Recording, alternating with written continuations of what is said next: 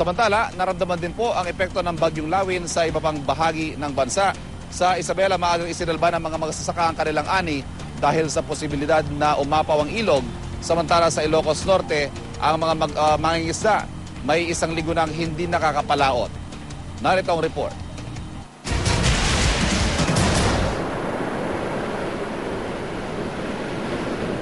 Sa laki ng mga alon, hindi na nangahas pumalaot ang mga mangingisda sa Ilocos Norte. Halos isang linggo na raw walang hanap buhay ang maraming mangingisda rito dahil sa sama ng panahon. Itinali na lamang nila ang kanilang mga bangka. Nakahanda naman daw ang City Disaster Risk Reduction and Management Council sa Bagyong Lawin. Mataas na rin ang tubig sa ilog sa ilalim ng Kansan Bridge sa Isabela.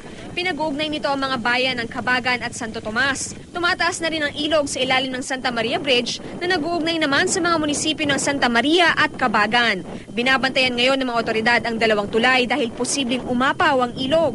Nagkataas din kasi ang storm signal number 1 sa probinsya. Kaya sinalban na rin ang magsasaka ang kanilang ani.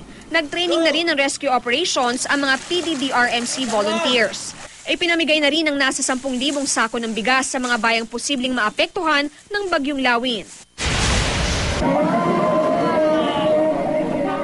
Sa Siargao, higanteng mga alon naman ang dulot ng masungit na panahon, tamang-tama para sa Siargao International Surfing Cup. Para sa unang balita, Victoria Tulad, reporting.